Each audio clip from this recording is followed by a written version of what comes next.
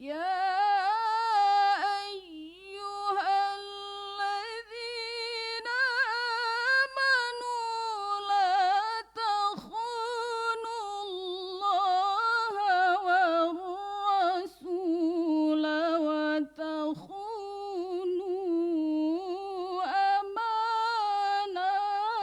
أماناتكم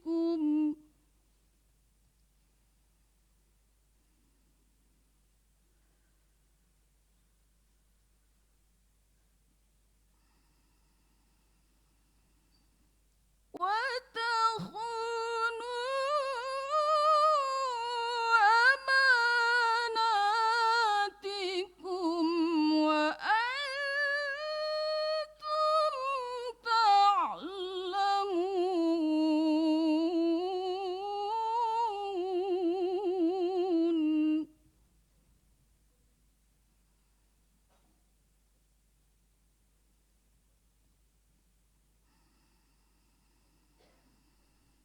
واعلموا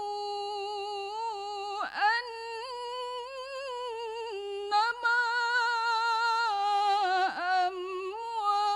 أموالكم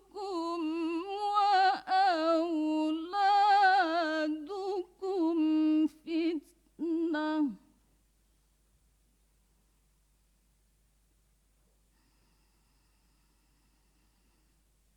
وأن الله عنده أجر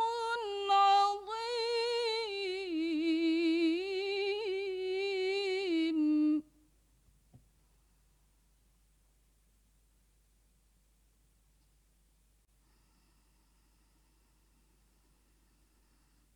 يا أيها الذين آمنوا إن تتقوا الله يجعل لكم فرقانا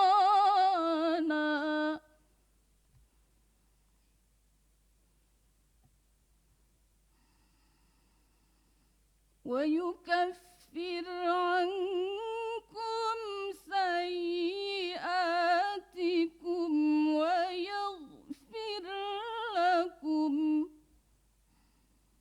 والله ذو الفضل العظيم.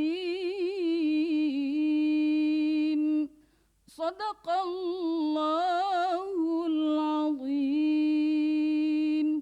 Assalamualaikum warahmatullahi wabarakatuh.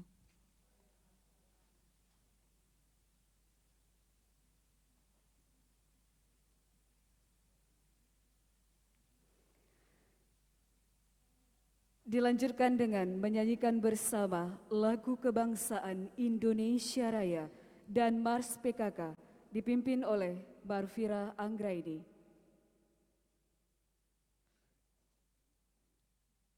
Hadirin dimohon berdiri.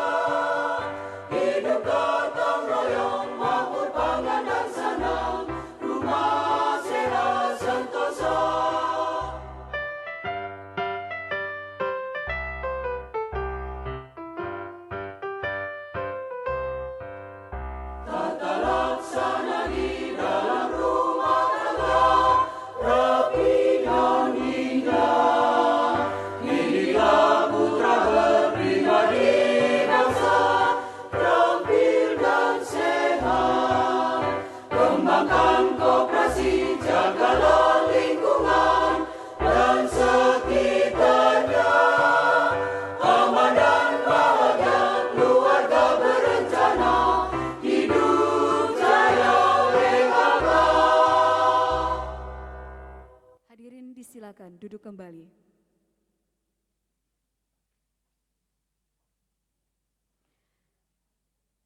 Bapak Ibu hadirin yang kami muliakan, berbahagia sekali kita di kesempatan pagi hari ini.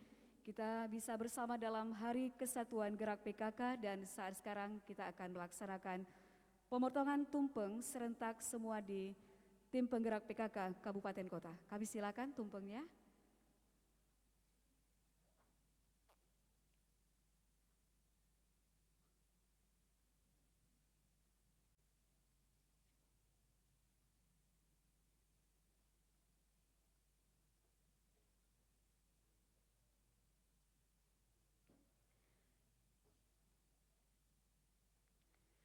Baik, untuk pemotongan tumpeng kami persilakan Ibu Ketua Tim Penggerak PKK Provinsi Aceh, didampingi juga Ibu Bayangkari dan juga Ibu Ketua Persit.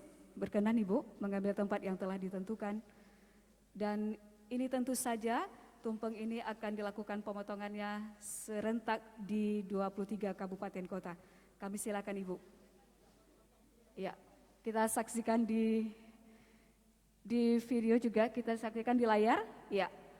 Baik, kita akan memimpin pemotongan tumpeng. Ya, kita saksikan bersama. Kita hitung ya Bu, Ibu Persi bisa lebih dekat Ibu. Ya, baik. 1, 2, 3. Kita sudah saksikan bersama. Kita berikan tepuk tangan.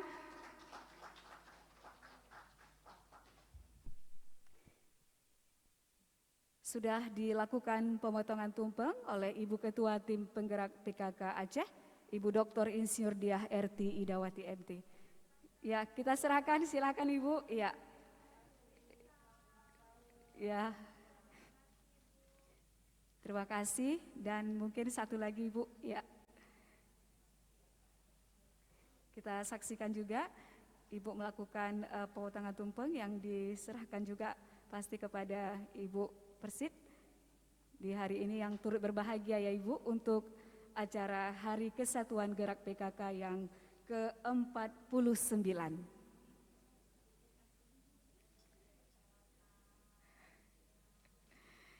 Baik, terima kasih Ibu, kami silahkan kembali ke tempat semula.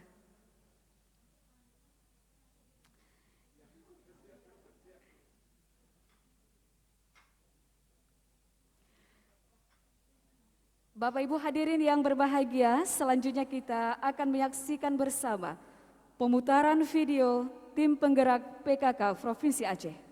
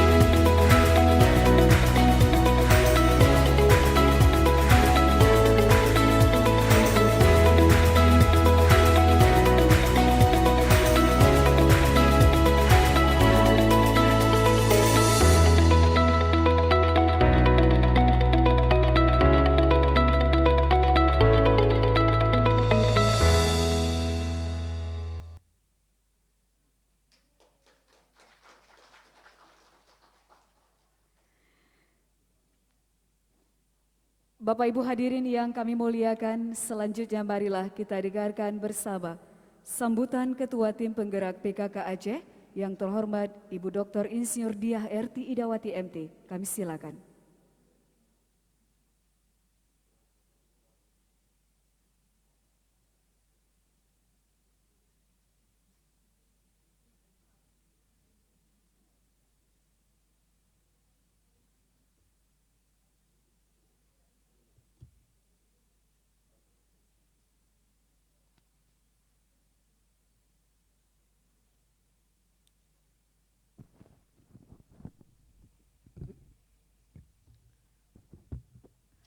Bismillahirrahmanirrahim. Assalamualaikum warahmatullahi wabarakatuh. Alhamdulillahirabbil alamin wassalatu wassalamu ala asrofil anbiya'i wal mursalin wa ala alihi wa sahbihi ajmain. Yang saya hormati, kita hormati bersama Bapak Gubernur Aceh selaku pembina tim penggerak PKK Aceh yang pada hari ini hadir secara virtual ataupun melalui perwakilan pada hari ini. Yang saya hormati Ibu Ketua Bayangkari Aceh, Ibu kita yang cantik, Ibu Winta Wahyu Widada. Terima kasih Bu atas kehadirannya. Yang saya hormati Ibu Ketua Persid Kartika Chandra Kirana Aceh yang diwakili pada hari ini. Yang kita banggakan bersama, saya sayangi Ibu Ketua DWP Aceh. Yang terhormat Ketua IDI Aceh, Ikatan Dokter Indonesia, Pak Dr. Safrizal. Terima kasih hari ini sudah menjadi narasumber bagi kita semuanya nanti Pak. Kemudian yang hadir bersama kita juga adalah pimpinan Perum Bulog wilayah Aceh. Terima kasih kehadirannya Pak. Yang saya hormati tim penggerak PKK Provinsi, seluruh pengurus tim penggerak PKK Provinsi yang juga sebagai panitia pada hari ini.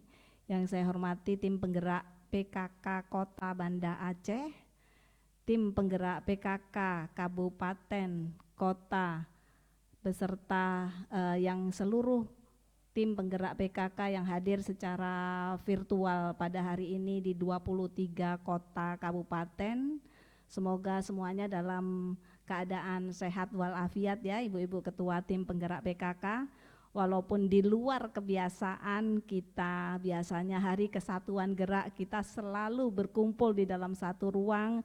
Namun semoga hari ini kita berkumpul di ruang virtual tidak mengurangi kehikmatan dan kemeriahan acara Hari Kesatuan Gerak kita ini. Dan tentu seluruh hadirin, hadirat masyarakat umum yang mengikuti acara ini secara virtual. Yang pertama kita tentunya mengucapkan puji syukur kepada Hadirat Allah SWT yang mana dalam saat ini kondisi yang masih dalam wabah COVID-19 sudah setahun, Allah masih melimpahkan rahmat, kesehatan dan berkahnya kepada kita semua.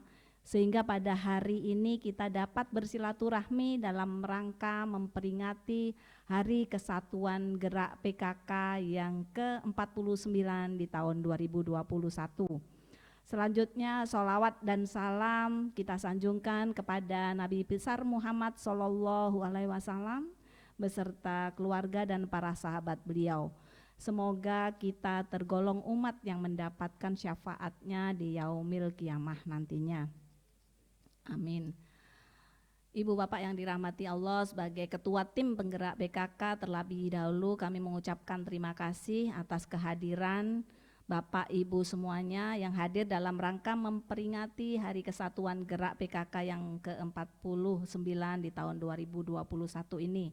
Acara yang kita selenggarakan pada hari ini adalah puncak dari seluruh rangkaian kegiatan yang telah diselenggarakan oleh tim penggerak PKK Aceh dalam rangka memperingati Hari Kesatuan Gerak PKK. Sebelumnya tim penggerak PKK Aceh telah menyelenggarakan beberapa kegiatan, antara lain tadi yang terakhir di video kita yaitu kita mengunjungi rumah sakit jiwa di Banda Aceh. Kemudian kita juga kemarin membersihkan pantai bersama dinas-dinas terkait dan bersama organisasi-organisasi terkait. Terima kasih Kota Banda Aceh juga ikut bersama kami, tim penggerak PKK-nya untuk bersih-bersih pantai, sehingga tugas membersihkan pantai yang begitu luas jadi 1,5 jam ya kalau nggak salah kemarin bisa selesai semuanya dengan baik. Dan setelah itu kita juga melakukan penanaman bunga dan sekaligus juga pohon di TPA Blang Bintang, di mana kita kemarin menanam 250 pohon sirsak madu, 250 yang tim penggerak PKK Aceh tanam sendiri sih nggak terlalu banyak ya Bu.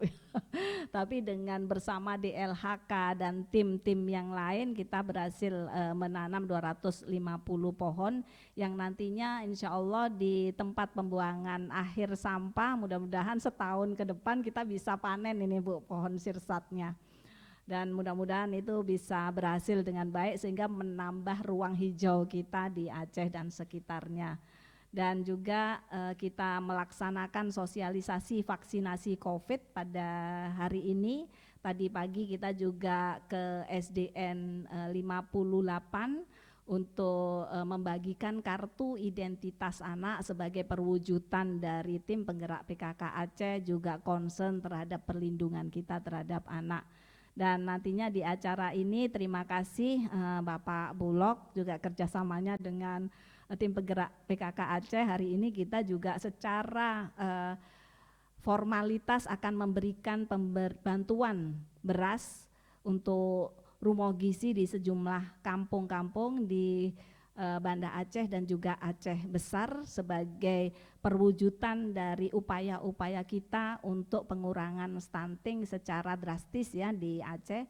Dan nantinya insya Allah dengan upaya kita semua nih penurunan angka stunting bisa secara signifikan bisa kita laksanakan. Semoga rangkaian kegiatan-kegiatan ini mampu menghadirkan kesan mendalam bagi kita semua, umumnya bagi tim penggerak PKK Aceh sendiri, baik yang berada di provinsi, kota, kabupaten, dan juga kecamatan. Hari ini juga hadir ini Ibu Ketua Tim Penggerak PKK Kecamatan Ingin Jaya ya Bu ya, Ingin Jaya, dan nanti ada Ibu Ketua Tim Penggerak PKK Kecamatan Bandaraya. Udah hadir Bandaraya? Belum ya? Ya, yang akan menerima bantuan beras. Sehingga Hari Kesatuan Gerak ini mampu menghadirkan efek positif untuk mendorong implementasi pembangunan kesejahteraan masyarakat di Aceh ke depannya. Ibu Bapak yang saya hormati, kita tentunya menyadari bahwa perjalanan hidup yang kita lalui selama 1 tahun belakangan ini mengalami banyak tantangan, terutama sejak hadirnya pandemi COVID-19 yang melanda secara global. Pandemi itu tidak hanya mengusik sektor kesehatan masyarakat, tetapi memberi tekanan kepada semua sektor ekonomi. Akibatnya segala kegiatan kita dalam rangka meningkatkan kesejahteraan keluarga juga terganggu. 10 program pokok PKK yang menjadi acuan kita dalam bekerja selama 1 tahun belakangan ini berjalan kurang efektif sebab energi yang kita sepanjang tahun ini lalui lebih banyak dikerahkan untuk mengatasi pandemi. Tadi seperti di video edukasi kita atau sosialisasi kita penggunaan masker aja sampai dengan saat ini belum finish ya, belum selesai kita laksanakan. Masih banyak di luar sana masyarakat kita yang masih belum patuh, belum berdisiplin menggunakan masker. Tekanan akibat wabah virus itu memang tidak hanya terjadi di Aceh, di semua daerah juga mengalami hal yang serupa. Namun kita tidak boleh menyerah, tekanan akibat pandemi itu menjadi pembelajaran bagi kita betapa pentingnya menerapkan pola hidup sehat di masyarakat yang selama ini kita sudah gembar-gemborkan atau kita sudah gerakkan di masyarakat dengan adanya perilaku hidup bersih dan sehat atau biasa yang kita sosialisasikan dengan PHBS, kemudian dengan lingkungan bersih dan sehat ataupun LBS. Nah, gerakan hidup sehat ini harus dimulai dari keluarga. Malah sekarang ini pola hidup sehat harus pula diikuti dengan kepatuhan dalam menerapkan protokol kesehatan. Maka itu kami menghimbau kepada seluruh kader PKK se-Aceh ya, terutama sekali kepada ibu-ibu ketua tim penggerak PKK Kabupaten Kota se-Aceh ini agar terlibat secara aktif dalam kampanye menerapkan protokol kesehatan ini. Selama ini sudah bagus ibu-ibu semuanya di 23 kota kabupaten yang bergerak secara serentak, tetapi jangan kendor dulu ya, karena COVID-19 belum selesai, jadi tetap disiplin. Dan saat ini program vaksinasi sedang berjalan, ini harus kita dukung bersama sehingga target pemerintah Aceh memberikan vaksin kepada 3,8 juta masyarakat Aceh sampai dengan Juli 2021 dapat tercapai. Jika vaksinasi selesai, insya Allah situasi Aceh kembali normal sehingga semua aktivitas masyarakat berjalan dengan baik. Jika situasi normal kembali, tentunya program tim penggerak PKK juga akan berjalan dengan lebih baik lagi. Itu yang kita harapkan sama-sama tentunya. Ibu bapak sekalian, kita ketahui bersama bahwa masih ada banyak tantangan yang menjadi tugas tim penggerak PKK ke depan, misalnya bagaimana kita terus berupaya menangani masalah stunting di Aceh yang menjadi program prioritas kita, kampanye asupan gizi sehat bagi anak, penguatan pendidikan PAUD, pendidikan pola asuh yang sehat bagi anak, sosialisasi anti narkoba dan sebagainya. Masih banyak lagi tugas yang harus kita laksanakan. Semua itu tentunya harus kita lakukan dengan berbasis pada keluarga. Termasuk untuk mengatasi pandemi COVID-19, aksi-aksi kader PKK tetap berbasis pada keluarga. Jika anggota keluarga sudah memahami makna dari kampanye ini, termasuk bagaimana disiplin protokol kesehatan, dan juga saat ini yang harus kita gaungkan adalah vaksinasi, tentunya efeknya akan berdampak ke tingkat kampung hingga komunitas yang lebih luas lagi. Keluarga sehat adalah cikal bakal terbentuknya tata kehidupan berbangsa yang harmonis. Maka itu peringatan Hari Kesatuan Gerak PKK tahun ini mengusung tema Keluarga Pelopor Perubahan Menuju Indonesia Maju. Sejalan dengan tema ini, saya mengajak seluruh pengurus dan kader tim penggerak PKK se-Aceh agar selalu siap menjadi garda terdepan dalam mewujudkan keluarga Aceh yang berkualitas. PKK adalah gerakan yang mampu menginisiasi keluarga untuk menuju kehidupan masyarakat yang lebih baik. Saya berharap komitmen ini senantiasa menjadi pegangan kita semuanya, sehingga dalam kondisi seberat apapun, gerakan PKK harus tetap kita jalankan. Insya Allah pada tahun ini jika tren pandemi COVID-19 menurun berkat usaha kita semuanya, kerja keras dari seluruh tim penggerak PKK di kota kabupaten juga berkontribusi sangat besar tentunya, program PKK Aceh ke depan akan lebih kita perkuat lagi. Dengan demikian upaya kita untuk mewujudkan meningkatkan kesejahteraan keluarga dapat terwujud dengan baik sehingga setiap keluarga di Aceh bisa berperan sebagai pelopor dalam mewujudkan Aceh hebat. Hadirin yang berbahagia, demikian sambutan dan harapan dari saya. Terima kasih kepada Bapak Gubernur dan semua pihak yang telah mendukung rangkaian kegiatan peringatan Hari Kesatuan Gerak PKK tahun ini.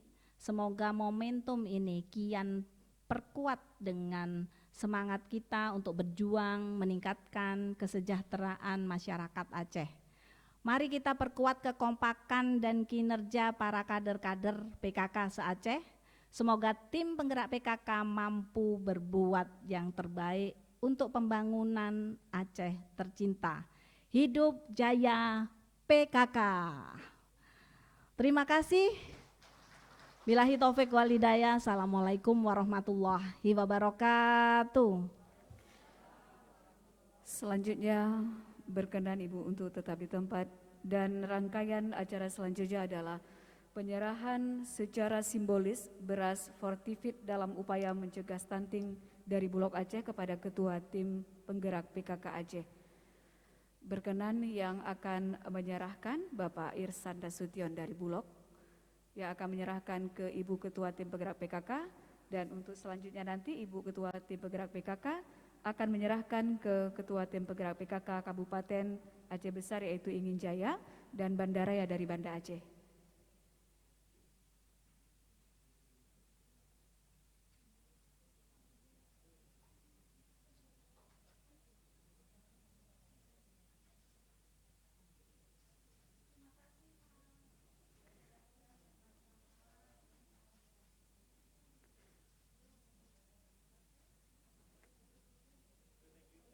Baik, untuk selanjutnya kami persilakan dari Kabupaten Bandaraya dan Aceh Besar mewakili Ibu Ketua Tim Penggerak PKK-nya. Dari Ingin, ya, Ibu yang akan menyerahkan. Ibu akan menyerahkan ke, ya silakan Ibu.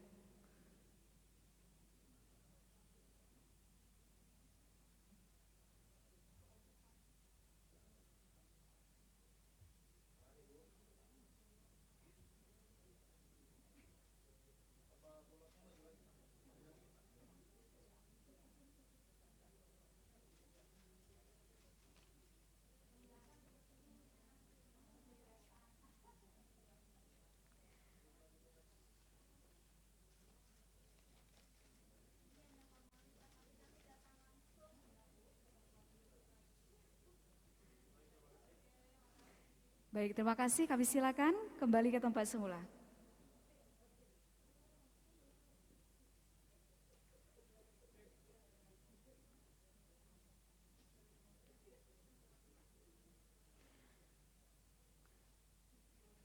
Bapak Ibu hadirin yang berbahagia, sebagai wujud rasa syukur kita kepada Allah Subhanahu wa taala atas pelaksanaan acara ini, marilah kita berdoa bersama yang dipimpin oleh Ibu Eli Silviani.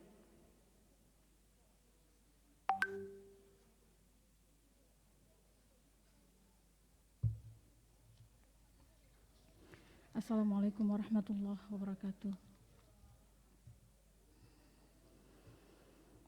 A'udzu billahi minasy syaithanir rajim. Bismillahirrahmanirrahim. Alhamdulillahi rabbil alamin hamdan yuwafi ni'amahu wa yukafi'u mazidah. Ya Rabbana lakal hamdu kama yanbaghi li jalali wajhikal karimi dhulma sultanik.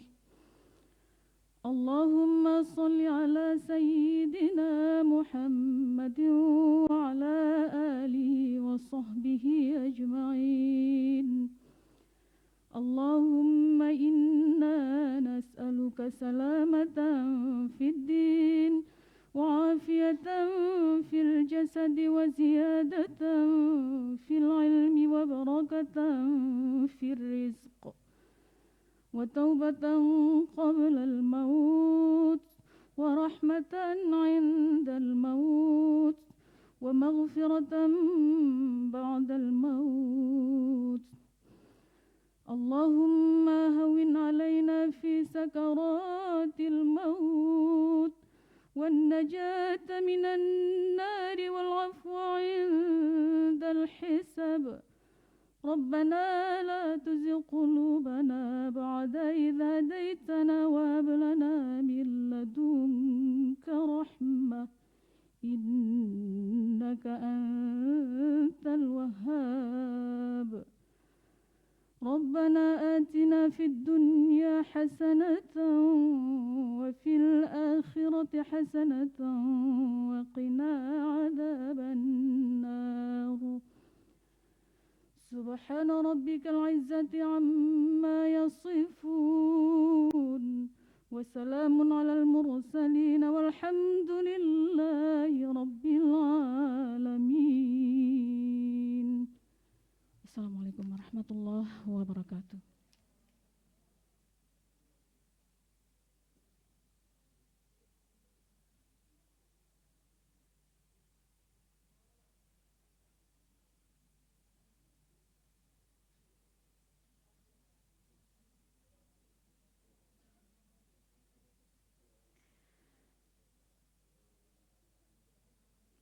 Bapak Ibu hadirin yang kami muliakan, selanjutnya kita akan mendengarkan paparan materi terkait manfaat vaksin COVID-19 oleh Dr. Syafrizar Rahman, MKes SPOT. Kami silakan. Bismillahirrahmanirrahim. Assalamualaikum warahmatullahi wabarakatuh. Alhamdulillahirrabbilalamin. Wassalatu wassalamu ala asrafil anbiya'i wal mursalin wa ala alihi wa sahbihi ajmain. Biar kameranya kelihatan katanya Bu. Saya izin duduk. Ya. Yang kami hormati Bapak Gubernur Daerah Istimewa Aceh, yang kami hormati Ibu Ketua Tim Penggerak PKK Provinsi Aceh, Ibu Diah, yang kami hormati Ibu Ketua Bayangkari Aceh, yang kami hormati Ibu Ketua Persit Kartika Chandra Kirana Aceh yang mewakili, yang kami hormati seluruh tim Ketua Penggerak PKK se-Aceh, serta hadirin hadirat yang hadir baik secara luring maupun daring di pagi yang berbahagia hari ini. Izinkan saya menyampaikan materi tentang bagaimana vaksin yang sudah hadir di tengah kita, bagaimana manfaatnya dan kenapa kita harus semuanya mensukseskan program vaksin ini. Slide. Ya, bahwa hari ini dunia sudah mencatat hampir lebih dari 122 juta orang yang terkena COVID dan hampir 3 juta orang meninggal karena COVID. Ini sesuatu yang harus menjadi catatan. Di Indonesia sendiri sudah lebih dari 1 juta, bahkan hampir mencapai 1,5 juta kasus dengan angka kematian 39.000 lebih. Nah, ini menjadi catatan kita. Aceh sendiri, walaupun barangkali grafik peningkatan COVID ini terlihat lebih lambat dibandingkan banyak daerah, tetapi kewaspadaan kita bukan berarti harus kita kendorkan. Saya sangat ingat apa yang disampaikan barusan oleh Bu Diah selaku Ketua Tim Penggerak PKK, kita jangan kasih kendor dulu saat ini, tidak boleh kendor, harus kuat dan harus terus waspada. Slide. Nah, ini adalah bagaimana vaksin yang sudah mulai digerakkan di seluruh dunia dan alhamdulillah ternyata untuk tingkat ASEAN, Indonesia salah satu negara yang memiliki kecepatan vaksinasi yang lumayan baik. Walaupun barangkali di awal penanganan COVID di Indonesia dianggap tidak terlalu baik, tetapi pada saat vaksin ini kecepatan penanganan vaksin di Indonesia, yaitu dalam waktu periode Januari sampai April sampai Maret hari ini kita sudah mendekati angka 5 juta orang yang dilakukan vaksin di seluruh Indonesia. Ini termasuk cepat dibandingkan beberapa negara lainnya. Tetapi masih kalah cepat dengan banyak negara di dunia seperti di Eropa, dan yang di dunia ini yang terus terang yang paling cepat adalah Israel. Mereka per 100 orang bisa melakukan vaksin 60 per 100 orang per hari. Kalau kita masih di angka sekitar 2 per 100 orang per hari. Slide. Nah, ini adalah kurva yang menggambarkan bagaimana pandemi COVID-19 harus diselesaikan. Nah, kalau kita tidak melakukan tindakan, tidak melakukan sesuatu, maka angka kematian akan tinggi. Kenapa? Karena memang kemampuan fasilitas rumah sakit kita jauh di bawah, fasilitas kesehatan kita jauh di bawah kasus yang ada. Untuk itu maka kita perlu menekan kasus. Salah satu cara menekan kasus adalah vaksinasi. Salah satu cara menekan kasus adalah 3M ataupun protokol kesehatan. Dan inilah yang kita lakukan pada hari ini dan yang sudah kita lakukan sebelumnya. Slide. Nah, ini bagaimana kemudian pandemi COVID-19 ini kalau dibandingkan dengan pandemi sebelumnya. Pandemi sebelumnya ada lompatan angka tinggi dan kemudian rata. Tapi setelah itu ada lonjakan kedua dan bahkan ada grafik lonjakan ketiga. Apakah kita sekarang berada di fase selesai lonjakan pertama dan kemudian angkanya adalah datar, kita siap-siap lonjakan kedua, mudah-mudahan kita bisa cegah lonjakan kedua ini yang konon katanya di second wave ataupun gelombang kedua itu jauh lebih berat dari gelombang pertama. Mudah-mudahan ini bisa kita hindari, caranya salah satunya dengan vaksin yang akan kita ikuti beberapa saat ke depan ini. Itu adalah salah satu strateginya. Inilah kenapa vaksin itu penting. Jangan sampai terjadi gelombang kedua. Dalam dunia modern harusnya kita bisa melakukan itu. Pandemi yang grafiknya kita lihat di slide ini adalah pandemi yang terjadi pada zaman penjajahan Belanda. Hari ini kita sudah merdeka, kita harus bisa cegah jangan sampai terjadi gelombang kedua. Slide. Nah, program pemerintah punya tugas untuk melakukan tes, treat, trace. Dan kemudian masyarakat memiliki tanggung jawab untuk 3M, sekarang 4M, ada yang 5M. Tetapi prinsipnya adalah memakai masker, menjaga jarak, mencuci tangan. Dan di antara ini maka datanglah vaksin yang kemudian menambah amunisi untuk bisa mengendalikan pandemi COVID-19 ini menjadi sangat lebih cepat. Slide. Nah, apa yang ingin dicapai dari vaksin ini adalah mencapai konsep herd immunity atau imunitas kelompok. Jadi ternyata cara paling bagus untuk menyelesaikan satu pandemi adalah mendapat imunitas. Dan mendapat imunitas ini ada dua cara. Membiarkan penyakit itu menular kemana-mana sehingga semua orang sudah memiliki antibodi, sehingga kemudian virus itu akan mati karena tidak mampu lagi masuk karena semuanya sudah mengenalin virus itu, atau kemudian dengan melakukan vaksin. Contoh tindakan herd immunity yang dicapai dengan vaksin adalah seperti polio. Zaman kita kecil, zaman saya kecil, saya sering melihat beberapa orang yang jalan dengan kaki kecil pincang. Itu adalah orang yang terkena polio. Tapi berkat upaya dunia untuk menghentikan polio dengan melakukan vaksinasi dan tercapai herd immunity, hari ini kita sudah hampir tidak pernah lagi mendapatkan kasus polio. Dan COVID-19 bisa kita selesaikan dengan cara yang sama. Dan ini adalah konsep daripada herd immunity yang salah satunya akan dicapai, paling baik dicapai dengan vaksinasi. Slide. Nah, apa yang perlu diperhatikan bahwasannya tubuh orang yang diberikan vaksin itu akan membentuk antibodi. Ini adalah prinsip awalnya. Slide lagi. Saya melihatkan barangkali ibu-ibu bingung, ibu-ibu PKK, ibu-ibu di daerah bingung apa sih antibodi, antigen. Antigen ini istilah untuk virus dalam bahasa kedokterannya. Secara umum virus, bakteri, apapun yang bukan milik tubuh sendiri disebut antigen. Nah, ketika antigen masuk maka akan terbentuk antibodi. Proses membentuk antibodi ini butuh waktu. Tapi kalau dia sudah pernah terbentuk, sudah punya rekaman, maka ketika masuk antigen atau virus, maka antibodinya sudah langsung kenal, sudah langsung tentaranya tahu bahwasanya ini ada musuh yang harus kita hambat, kita hentikan atau kita musnahkan. Nah, bagaimana kalau kemudian tidak ada antibodi, maka virus itu bisa kemana-mana. Kalau ada serangan ke Aceh dan Aceh tidak punya, mohon maaf kalau tidak punya pertahanan, maka serangan itu akan datang dari Longa sampai ke Masjid Raya, habislah kita. Tapi kalau ada tentaranya, maka sampai di Longa sudah selesai. Tentara kita akan melawan invasi ataupun musuh yang masuk tadi. Nah, vaksin itu memberikan gambaran, bayangan tentang antigen ataupun virus, bagaimana bentuknya. Nah, untuk itu bayangan tadi ternyata bisa mengelabui tubuh untuk membentuk antibodi, untuk membentuk tentara.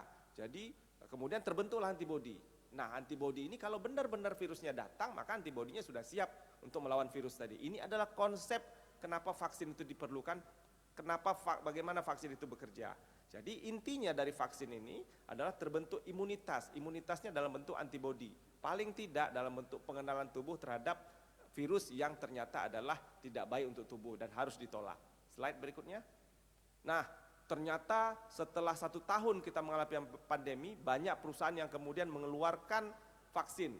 Banyak platform vaksin, yaitu dari virus yang dilemahkan. Virus yang dilemahkan ini adalah platform vaksin atau cara pembuatan vaksin yang paling sudah dikenal.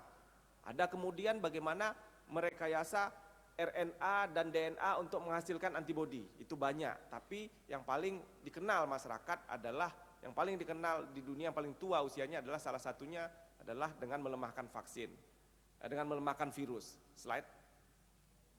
Nah, pembuatan vaksin tidak mudah ibu-ibu, bapak-bapak sekalian, tapi umumnya ibu-ibu ya.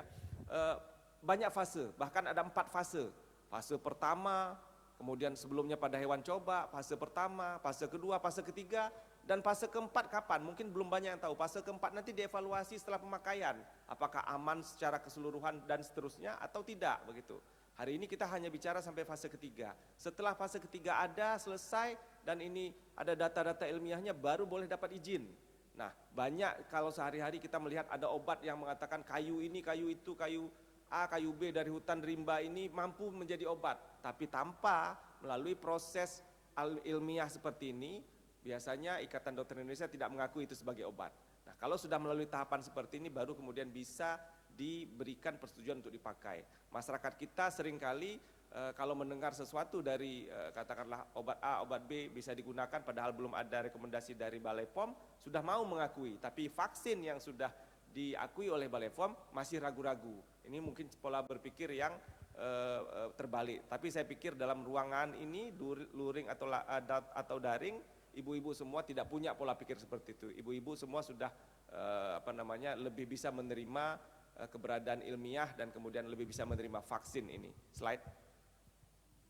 Nah, ini kita lewati saja, ini adalah pencapaian di dunia ini dan hari ini sudah ada lebih dari 10 vaksin yang sudah siap edar. Slide.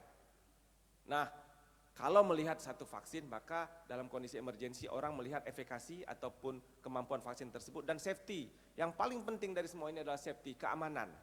Mohon maaf, hari ini yang sudah kita miliki di pasaran di lapangan di Indonesia ada 2. Yang paling tua adalah Sinovac. Sinovac ini sudah melalui tahapan-tahapan dan dikatakan untuk Indonesia efikasinya mencapai 65,3 atau 63,5%. Dan efikasi seperti itu sudah lebih dari batas yang disyaratkan WHO yaitu 50% efikasinya untuk kondisi emergensi. Dan sangat safety karena memang sudah dipelajari, sudah dilihat berdasarkan uji klinisnya. Jadi sudah terpenuhi syaratnya sehingga dia layak diedarkan. Slide. Nah, mengapa kita butuh vaksin lagi?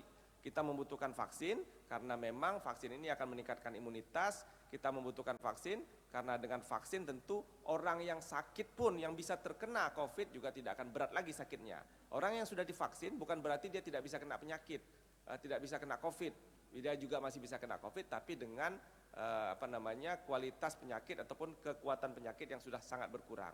Dampak dari negara kita yang katakanlah mungkin tidak sukses dalam vaksin ini bisa sangat banyak. Penundaan berbagai kegiatan internasional tentu yang merugikan kemungkinan pendapatan kita, penundaan kunjungan ke Indonesia, pembatasan bisnis, kemudian pelarangan kunjungan ke luar negeri. Kita bisa rasakan hari ini kita tidak bisa umroh dulu dari Indonesia dan dari 20 negara lainnya. Dan ini sangat merugikan masyarakat, sangat merugikan kita, apalagi kemudian negara kita akan terlihat sebagai negara yang dipandang sebelah mata oleh negara lain. Saya tadi melihat bagaimana kita menyanyikan Indonesia Raya, kita tidak mau itu terjadi, kita mau negara kita tetap bisa berdiri tegak, kita bisa mau agar negara kita bisa menyelesaikan pandemi ini dengan cepat. Slide. Nah, apa persyaratan untuk divaksin? Kalau awalnya hanya pada orang 18 tahun sampai kurang dari 60 tahun. Hari ini 18 tahun ke atas, makin tua, orang tua juga sudah bisa. Tekanan darahnya kurang 180/110. Kalau ibu-ibu bilang saya hipertensi, kalau pada saat sebelum dilakukan vaksin di tekanan darahnya ternyata kurang dari 180 bisa. Saat ini ibu-ibu menyusui pun sudah bisa divaksin.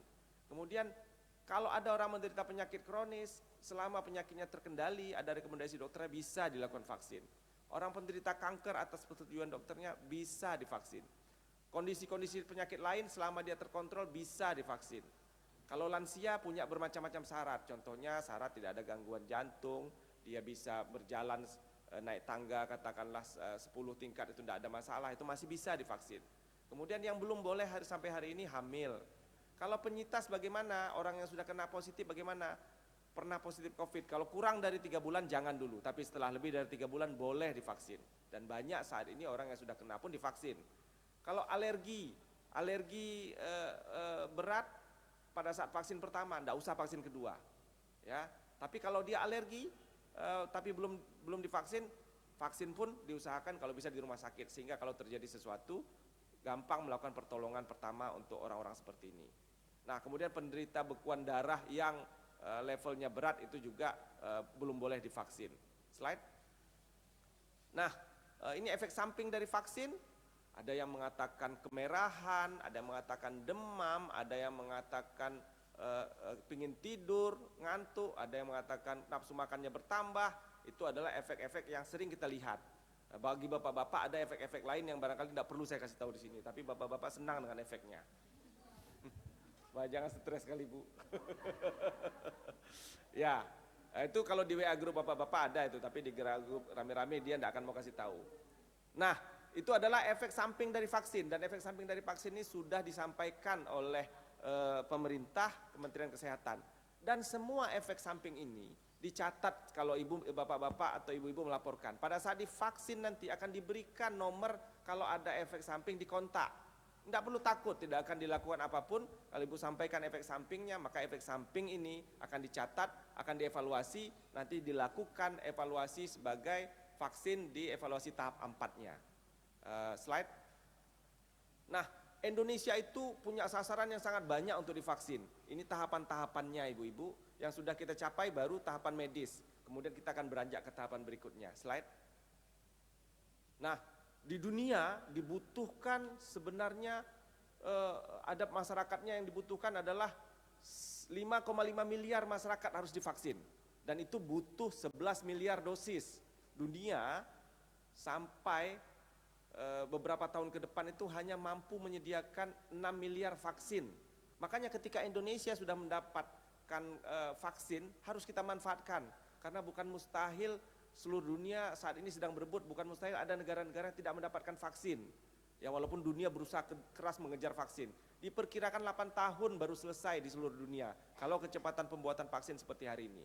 Nah, alangkah sayangnya kalau kita yang sudah memiliki vaksin gratis lagi di depan mata tidak kita manfaatkan, ya, karena dengan vaksin inilah diharapkan dunia bebas dari COVID. Slide. Nah, ini bagaimana kemudian vaksin itu menjadi nyata dan kita tidak perlu takut lagi, terutama dengan vaksin yang sudah ada di Indonesia. Semuanya melalui seleksi ketat. Slide. Nah, ini adalah kandungan vaksin. Kandungan vaksin ini pun sudah dilihat di laboratorium Indonesia, terutama untuk merek Sinovac ini, dan dikatakan ini baik, bersih, halal dari MUI, dan kemudian itulah kenapa kita dipakai. Ya, mohon maaf barangkali ibu-ibu belakangan mendengar ada satu vaksin lagi, saya kasih tahu terus mereknya dari perusahaan di Eropa, AstraZeneca, yang mengatakan khawatir dengan kehalalannya, dan di situ dikatakan Majelis Ulama dalam kondisi hari ini emergensi, bahwasanya Majelis Ulama merekomendasikan boleh dipakai, tetapi yang pertama sekali merek yang hadir di Indonesia ini dinyatakan halal, tapi yang kedua dikatakan boleh dipakai, mereknya berbeda. Slide. Nah, bagaimana peran ibu-ibu terutama dari PKK? Tentu saja kita harus, saya harus iri. Pertama, saya tidak bisa masuk ke tim PKK karena saya bapak-bapak bukan ibu-ibu. Barangkali pertama, boleh, aktivitasnya boleh, tetapi bagi saya adalah ini kunci daripada keberhasilan vaksin ini di ibu-ibu. Kunci dari keberhasilan negara pun di ibu-ibu. Makanya ibunya ibu kota, namanya ibu jari, itu ibu-ibu semua. Ya, kalau ada pun bapak pembangunan, tidak ada ibu kota, tidak ada ibu negara, tidak ada ibu pertiwi, tidak bisa ada bapak pembangunan. Ya kan? Nah, ibu-ibu itu adalah pelindung keluarga. Saya menyampaikan ibu-ibu yang duduk di sini itu semua motor dari keluarga. Dapur dari keluarga. Ibu-ibu tidak masak satu hari, bapak-bapak mati semua, tidak bisa apa-apa. Ibu adalah pelindung keluarga. Keluarga adalah unit terkecil dari masyarakat. Masyarakat adalah modal utama bangsa. Sehingga saya mengatakan ibu-ibu adalah pelindung bangsa. Kalau ibu-ibu kita kuatkan, ibu-ibu paham benar tentang vaksin, ibu-ibu meminta semua anggota keluarganya yang sudah memenuhi syarat divaksin, ibu-ibu meminta masyarakat untuk divaksin, urusan vaksin selesai. Bapak-bapak tinggal cari uang, cari duit, kemudian beli vaksin, mencari tenaga vaksin, ibu-ibu yang ngurusin siapa yang mau divaksin, selesai urusan vaksin. Ayo ibu-ibu, mari dorong semuanya elemen masyarakat yang perlu divaksin untuk divaksin. Karena saya yakin kalau ibu-ibu sudah mengatakan A, yang lain pasti ngikut. Kalau tidak, suasana rumah tidak enak. Slide. Nah, ini adalah konsepnya. Kalau dengan divaksin, maka kita kemungkinan sangat besar akan mampu mengendalikan COVID-19. Slide lagi. Vaksin COVID belum selesai, vaksin harapan baru, prokes tetap dijaga, jangan ditinggalkan, prokes ini tetap dijaga, berupaya dan berdoa. Slide. Terima kasih. Di akhir saya membawa satu orang kesaksian yang diberikan oleh seorang masyarakat bukan medis yang sudah divaksin. Saya minta kalian menyampaikan apa yang dia rasakan setelah divaksin dan bagaimana perasaannya sebelum dan setelah divaksin. Kami persilakan. Kalian ini sudah gemetaran dari tadi di sini. Bapak nih. Baiklah, assalamualaikum warahmatullahi wabarakatuh. Yang saya hormati seluruh ibu-ibu yang ada di ruangan ini, termasuk juga bapak-bapak. Kenapa saya menghormati ibu-ibu? Karena kebetulan hari ini hari PKK, dominannya ibu-ibu semua. Saat ini saya akan memberikan pengalaman saya di waktu vaksin. Sebelum vaksin, jujur Bu, saya takut karena mendengar kabar ada akibat yang negatif setelah vaksin. Tapi saya kuatkan hati untuk melakukan vaksin tersebut. Ya. Di awalnya saya diberikan arahan untuk melakukan registrasi. Setelah itu saya di screening dulu oleh seorang dokter apa yang keluhan yang telah yang saya rasakan pada saat ini. Saya mengatakan pada dokter tersebut bahwa saya ada gejala gatal-gatal, Dok. Gatalnya bagaimana? Setiap hari saya terasa gatal-gatal seluruh badan, apakah itu alergi air atau udara. Jadi saya diminta untuk melakukan tes darah. Tes darah, setelah saya pergi ke lab, saya diambil darah. 15 menit kemudian, hasil lab itu saya tunjukkan kepada dokter tersebut. Dari hasil lab itu saya terjadi penggumpalan darah dengan leukosit 9. Lalu saya dianjurkan untuk melakukan konsultasi dengan dokter kandungan, Dr. Ima. Saya katakan bagaimana keluhan saya. Alhamdulillah dokter tersebut mengatakan, kakak jangan khawatir, silakan kakak melanjutkan vaksin. Tidak apa-apa dengan penggumpalan darah, dengan leukosit jumlahnya 8, kakak aman. Silakan kakak melakukan vaksin. Dengan niat yang mantap, saya kembali lagi ke dokter spesialis tersebut mengatakan hasil konsultasi saya dengan dokter kandungan. Lalu saya divaksin tahap pertama tanggal 16 Februari. Alhamdulillah waktu divaksin pertama ya saya rasa takut, lihat jarumnya besar gitu Bu ya, jarumnya panjang gitu, lain dari jarum-jarum biasa Bu. Saya dipeluk sama kawan, jangan takut Kak, tutup mata, katanya kan. Udah, saya baca bismillah sampai saya dituntun baca selawat Nabi. Udah dilalein, disuntik, nggak terasa Bu. Waktu disuntik itu memang nggak terasa lagi, waktu disuntik tersebut. Udah, setelah itu 14 hari kemudian di tanggal 5 Maret saya dilakukan vaksin tahap kedua. Dokter itu pun mengatakan, bagaimana Kak? Ada rasa keluhan? Untuk tahap pertama alhamdulillah nggak ada Dok. Nggak ada rasa apa-apa saya. Waktu tahap kedua, terus terang Bu, tidak ada rasa apa-apa. Waktu disuntik sama sekali saya nggak ada rasa takut lagi. Tidak ada, sakit jarum pun tidak ada kita rasakan lagi. Cuman seperti yang Bapak katakan, saya merasakan efeknya tuh ngantuk. Ngantuk berat Bu. Jadi saya tanya sama dokter, Dok, kakak ngantuk kali. Nggak apa-apa Kak, tidur aja, minta izin sama atasan untuk tidur. Jadi kan nggak mungkin saya tidur dalam keadaan kondisi saya bekerja. Sampai saat ini seperti yang Ibu lihat semua, alhamdulillah walaupun ada terjadi penggumpalan darah dan gatal-gatal, saya tidak ada merasakan apa-apa lagi Bu. Sampai saat ini saya diminta oleh Bapak untuk menghadiri acara ini. Sebenarnya saya takut untuk datang kemari Bu, saya lebih suka divaksin aja daripada ketemu sama ibu-ibu. Demikian Bu, secara sekilas apa yang pengalaman saya setelah vaksin. Assalamualaikum warahmatullahi wabarakatuh. Waalaikumsalam, terima kasih Kak Lia. Dengan demikian maka presentasi dan kesaksian selesai. Terima kasih atas perhatiannya. Lebih kurang mohon maaf. Billahi taufiq wal hidayah. Assalamualaikum warahmatullahi wabarakatuh.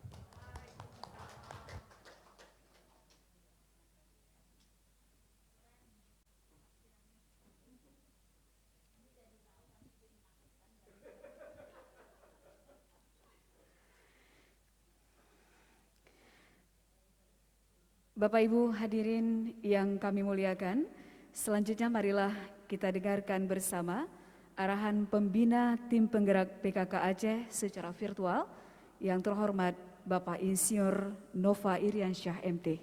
Kami silakan. Bismillahirrahmanirrahim. Assalamualaikum warahmatullahi wabarakatuh. Alhamdulillahirabbil alamin. wassalatu wassalamu ala asrafil anbiya'i wal mursalin wa ala alihi wa sahbihi ajma'in. Yang saya hormati Ketua Tim Penggerak PKK Aceh, yang saya hormati Ketua Bayangkari Aceh, yang saya hormati Ketua Persit Kartika Chandra Kirana Aceh, yang saya hormati Ketua Dharma Wanita Persatuan Aceh, yang saya hormati pimpinan Perum Bulog Wilayah Aceh, yang saya hormati Ketua Tim Penggerak PKK Kabupaten Kota seluruh Aceh, yang saya hormati para pengurus Tim Penggerak PKK Aceh, serta hadirin dan tamu undangan yang berbahagia. Puji dan syukur kehadirat Allah Subhanahu wa Ta'ala atas limpahan rahmat dan karunia-Nya kepada kita semua. Salawat beriring salam kita sampaikan kepada Nabi besar Muhammad sallallahu alaihi wasallam beserta keluarga dan para sahabat beliau sekalian. Pertama-tama saya atas nama pemerintah Aceh mengucapkan selamat Hari Kesatuan Gerak HKG PKK ke-49 tahun 2021 kepada seluruh jajaran tim penggerak PKK. Semoga HKG PKK tahun ini dapat menjadi pendorong semangat dalam membesarkan gerakan PKK, sekaligus menjadi momentum untuk evaluasi program-program PKK dalam mendukung pembangunan daerah, khususnya dalam bidang peningkatan pemberdayaan dan kesejahteraan keluarga. Sebagai sebuah gerakan, TPPKK di semua tingkatan harus siap dengan segala kondisi, termasuk menyesuaikan dengan tantangan di masa pandemi COVID-19. Untuk itu, kami berharap program-program PKK mampu menjawab berbagai permasalahan yang dihadapi masyarakat, khususnya keluarga yang berada di desa-desa. Gerakan PKK dengan memfokuskan pada pemberdayaan dan kesejahteraan keluarga merupakan kekuatan hebat bagi pemerintah, karena pembangunan memerlukan subjek-subjek pembangunan yang unggul, baik unggul dalam kapasitas keilmuan, kesehatan, maupun kepribadian. Dan subjek-subjek pembangunan yang unggul ini bersumber dari keluarga yang unggul pula.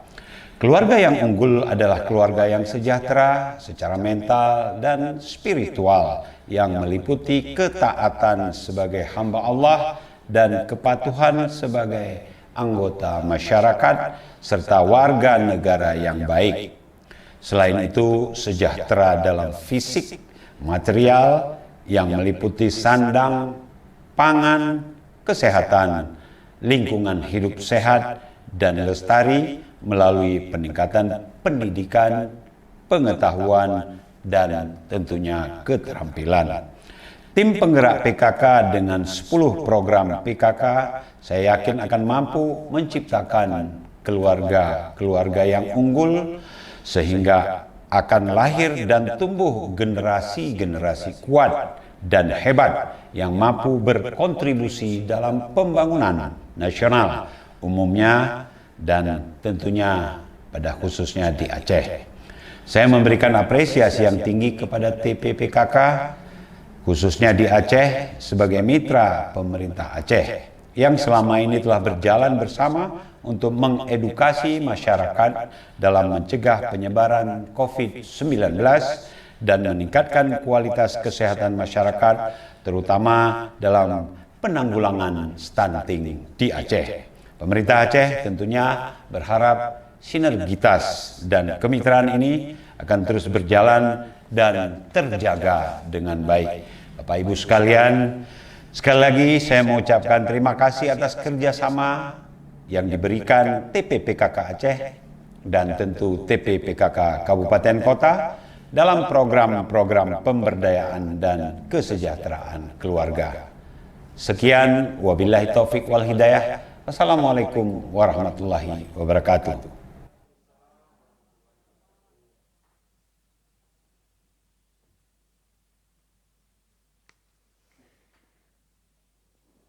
Bapak Ibu hadirin yang berbahagia, selanjutnya marilah kita dengarkan bersama pengumuman pemenang Lomba-Lomba PKK dan Harganas tingkat Provinsi Aceh tahun 2020 oleh Sekretaris Tim Penggerak PKK Aceh, Dr. Asmawati Husaini MA. Kami silakan.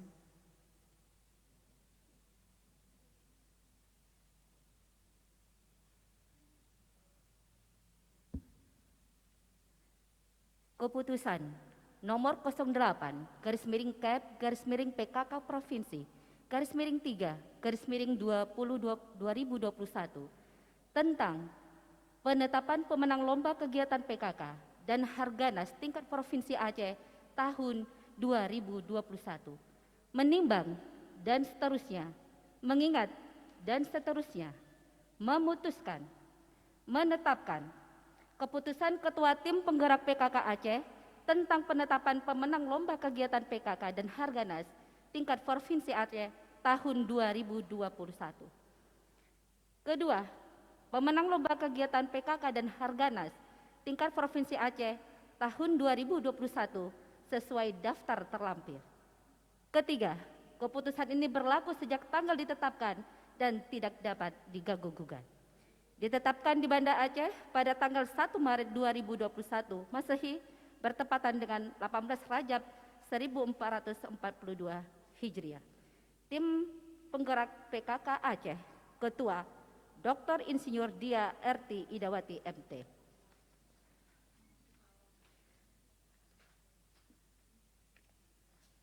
Lampiran Ketua Tim Penggerak PKK Aceh tentang penetapan pemenang lomba kegiatan PKK dan Harganas kategori kota dan kabupaten tingkat provinsi tahun 2021.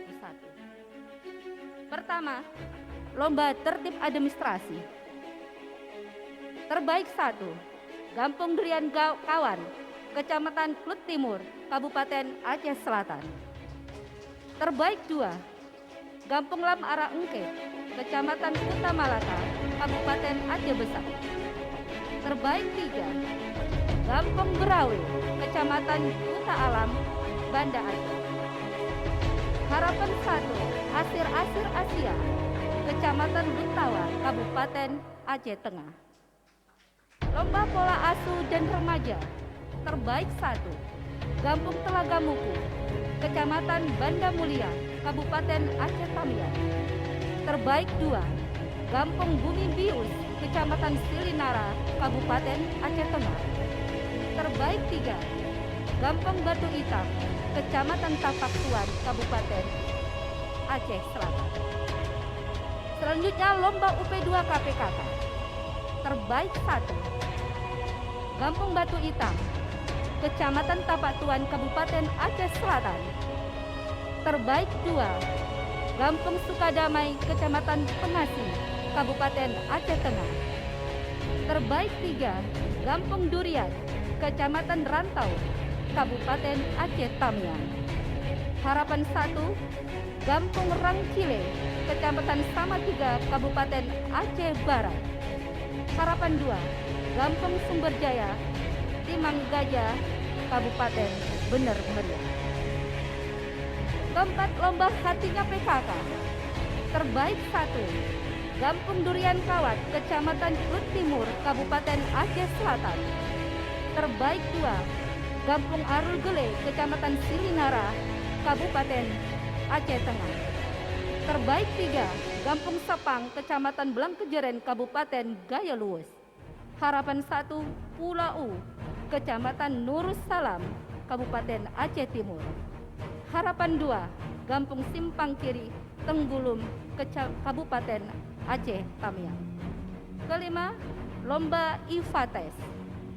Terbaik 1, Gampung Payat Tumpi Baru, Kecamatan Kabayakan, Kabupaten Aceh Tengah. Terbaik 2, Gampung Sepang, Kecamatan Blangkejeren, Kabupaten Gaya Luwes. Terbaik 3, Kota Bahagia, Kecamatan Kuala Bate, Abedia. Selanjutnya, lomba Harganas, Posyandu. Terbaik 1, Kampung Mongedong, Kecamatan Banda Sakti, Kota Lok Sumawe. Terbaik 2, Pucuk Deku, Kecamatan Bies, Kabupaten Aceh Tengah. Terbaik 3, Purwodadi, Kecamatan Kejuruan Muda, Kabupaten Aceh Tamiang.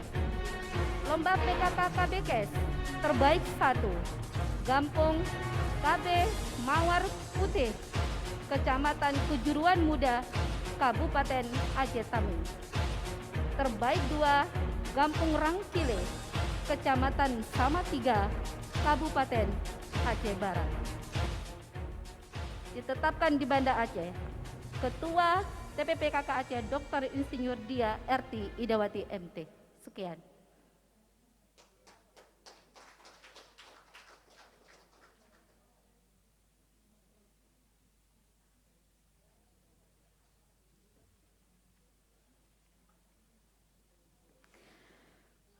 Bapak Ibu hadirin yang berbahagia, demikianlah seluruh rangkaian acara kegiatan Hari Kesatuan Gerak HKG PKK ke-49 di kesempatan siang hari ini. Kami sebagai pembawa acara dan seluruh panitia pelaksana mengucapkan terima kasih. Sampai jumpa di lain kesempatan. Wabillahi taufiq wal hidayah. Wassalamualaikum warahmatullahi wabarakatuh.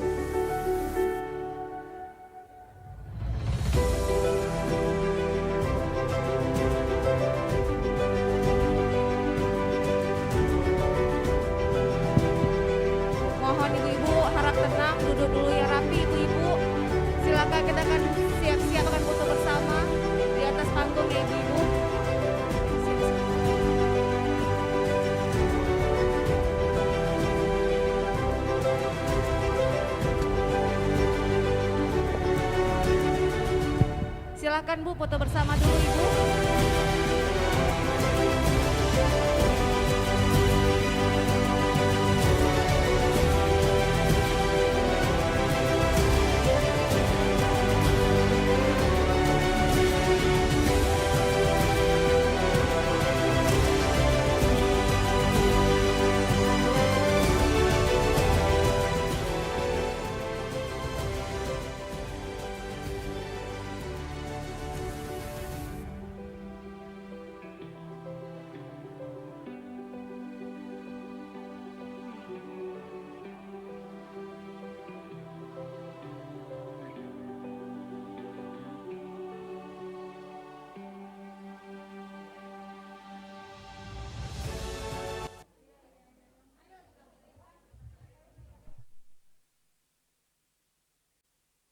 Ibu-ibu para undangan silakan naik ke atas panggung.